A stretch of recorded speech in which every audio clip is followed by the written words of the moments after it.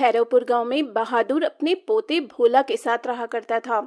लेकिन अक्ल से भोला बहुत समझदार था और वो अक्सर अपने दादा बहादुर का काम करवाया करता, जैसे खेत में गाय भैंसों के लिए चारा लाना, जंगल से लकड़ियां लाना। वो हर वक्त अपने दादा के साथ ही रहा करता। आ गया तू। आज तुझे स्कूल आने में इतना लेट क्यों हो गया? कहाँ रह गया था तू? अरे दादाजी, रास्ते में मुझे किशोर काका मिल गए थे। उन्होंने मुझे कहा कि जरा मेरी लड़कियों की गठरी घर तक पहुंचा दे। बस वही करने में लेट हो गया। अच्छा, तो तू मदद करने में लेट हो गया। चल, कोई बात नहीं। अब चलकर कपड़े बदल ले और खाना पीना खा ले। हाँ दादाजी, मैं अभी खाना पीना खा लेता हूँ, उसके बाद मैं पढ़ने बैठूंगा। और आपने कल वादा किया था कि आज आप मुझे पहाड़ी के उस पार की कहानी सुनाएंगे। हाँ हाँ, ठीक है, मुझे मेरा वादा याद है। अब चलकर खाना खा ले।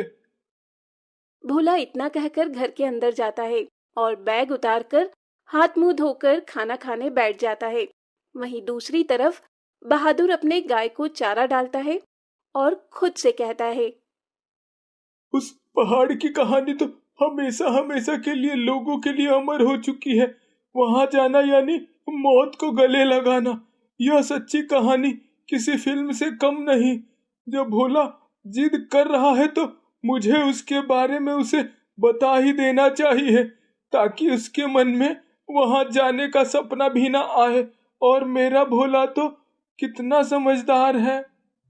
भैरवपुर गांव के दूसरी तरफ एक घना जंगल था और उस जंगल के बीचों बीच एक ऐसी पहाड़ी थी जहां गांव वाले जाने से भी डरते थे। और उस पहाड़ी की एक अनोखी कहानी थी जिसे जानने के लिए भोला भी काफी उत्सुक था। और वो देर रात अपने दादा से उस पहाड़ी की कहानी सुनने की फिर से जिद करता है। दादाजी, इससे पहले मुझे नींद आए, मुझे उस पहाड़ी के बारे में जानना है जहां गांव वाले जाने के नाम से भी डर जाते हैं। तू भूला नहीं अब तक कहानी के बारे में? चल सो जा, कल सुना दूंगा। दादाजी, अगर मुझे उस पहाड़ी की कहानी नहीं सुनाई तो हो सकता है कि मैं खुद उस पहाड़ी पर पहुंचूं और उसके बारे में जानकर आऊं। अरे नहीं नहीं नहीं, वहां जाने की कोई जरूरत नहीं।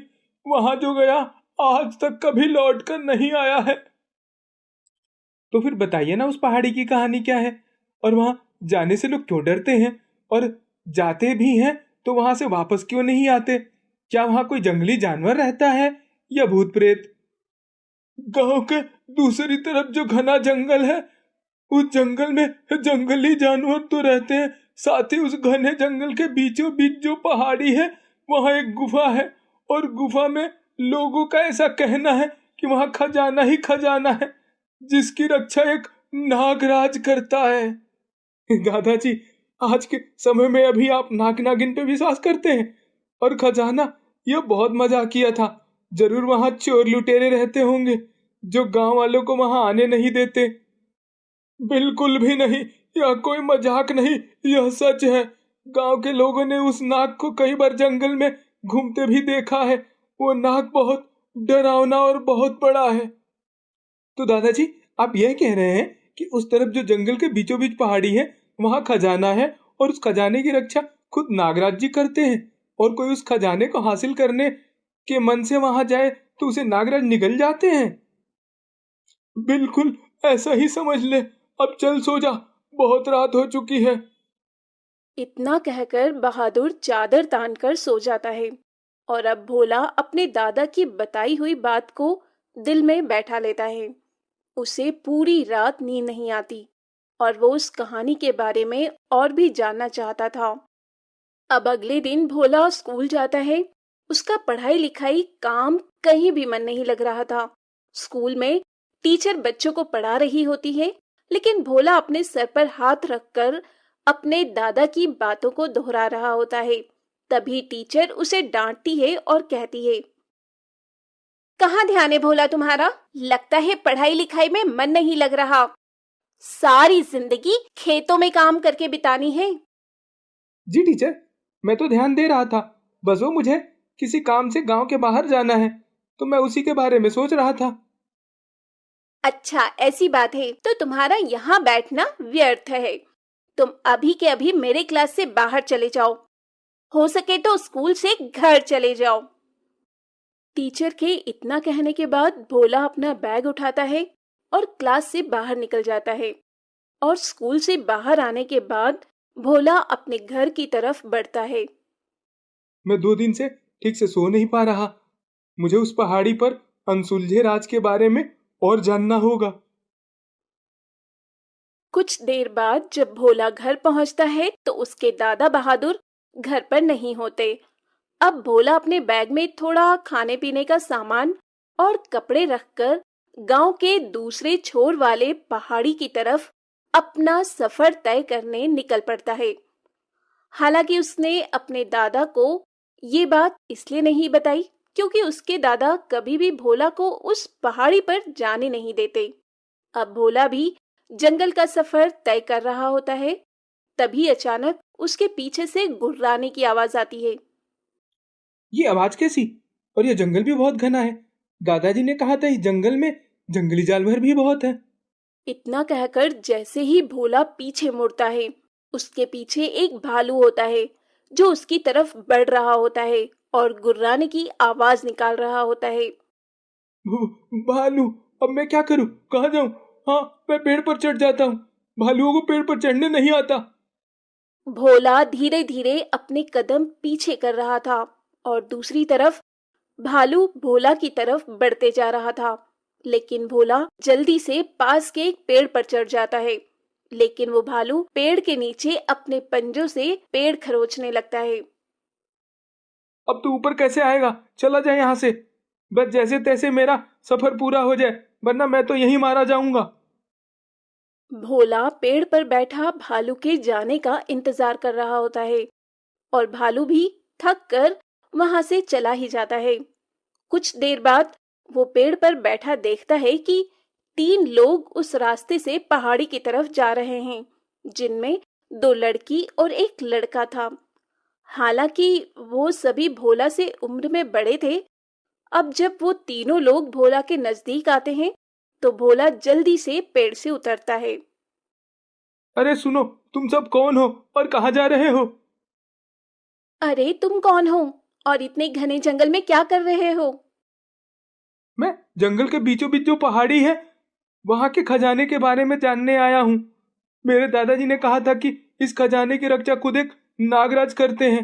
यह सच भी है या नहीं, इसी बारे में जानने की मेरी इच्छा इतनी तीव्र हो गई कि मैं यहाँ तक चला आया। चलो अच्छा है, हमें भी एक और साथी मिल गया। हम तीनों भी उसी पहाड़ी पर जा रहे हैं उस खजाने के बारे में पता लगाने। ओह ऐसा है, चलो फिर हम लोग साथ में उस खजाने के बारे में पता लगाएंगे। इतना कहकर अब चारों उस पहाड़ी की तरफ बढ़ते हैं। लेकिन शाम होते होते सभी थक चुके थे और पहाड़ी का रास्ता इतना भी आसान नहीं था। अब चारों एक छोटा सा तंबू गाड़कर रात में जंगल में ही रहकर रात बिताने का फैसला कर लेते हैं।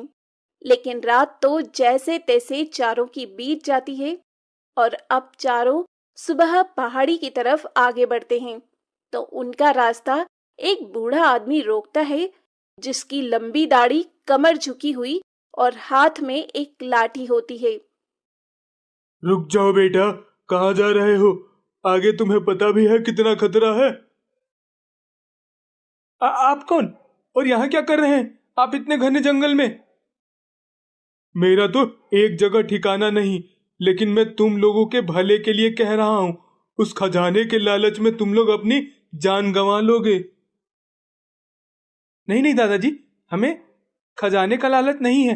हम तो यह जानने आए हैं कि सचमुच वहां खजाना है और उसकी रक्षा खुद एक नागराज कर रहे हैं।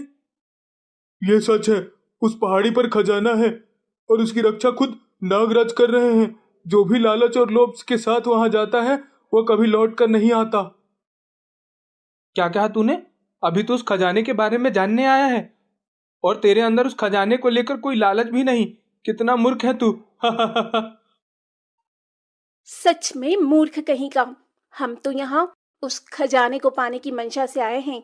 ना कि ये जानने की सच में उस पहाड़ी पर खजाना है और उसकी रक्षा कोई नागराज कर रहा है। हमें क्या, उसकी रक्षा जो कोई भी कर रहा हो, हम तो बस खजाना लेने आए हैं। फिर तो तुम लोगों की मौत तुम्हें खुद यहाँ बुलाकर लाई है। मैं तो कहता हूँ ये लालच और लोभ की मनसा यहीं त्याग कर जाना, वरना कहीं ऐसा ना हो कि तुम लोग लौट कर कहीं आओ ही ना। नहीं नहीं दादाजी, मुझे बिल्कुल भी लालच नहीं। मैं तो अपने दादाजी की कहानी में सच्चाई कितनी है और ये सच भी है या नहीं, बस यही जानने आया हूँ। इतना कहकर अब सभी आगे बढ़ते हैं और कुछ घंटे के बाद उन्हें एक गुफा दिखाई देती है और सभी उस गुफा को देखकर बहुत खुश होते हैं। तभी राकेश उस गुफा के पास पहुंचता है, लेकिन उस गुफा के दरवाजे पर एक नाग बैठा था। इतना ही नहीं, कई सारे और भी सांप इधर से उधर रेंगते हुए उस गुफा के खजाने की रक्षा कर रहे थे। ये मंजर काफी भयावह था, जिसे देखकर भोला तो एक पल को डर जाता है और वो तीनों लोग भी। लेकिन राकेश हिम्मत करके खजाने की तरफ बढ़ता है। तभी इच्छाधारी नाग अर्धनाग के रूप में राकेश को रोकते हुए कहता है, अभी भी वक्त है मूर्ख, चले जाओ यहाँ से। यह खजाना लालच के मनसे से पाने वाला हमेशा मारा गया है। इसका मतलब कहानी में सच्चाई है। यह खजाने की रक्षा एक नागराज कर रहा है, जो कि तुम हो। देखो नागराज, मुझे खजाना चाहिए और मैं इतनी दूर सफर तय करके यहाँ आया हूँ, वो भी यहाँ से खाली हाथ लौटने के लिए तो बिल्कुल भी नहीं। हाँ, मेरा दोस्त राकेश बिल्कुल ठीक कह रहा है। हम यहाँ से खाली हाथ नहीं जाने वाले। नहीं नहीं, मुझे तो किसी खजाने का लालच नहीं है। मेरे दादाजी ने जितना बताया था उस कहानी के हिसाब से तो यहाँ बहुत खतरा है। बस मैं यही देखने आया था कि सच में यहाँ खजाना है।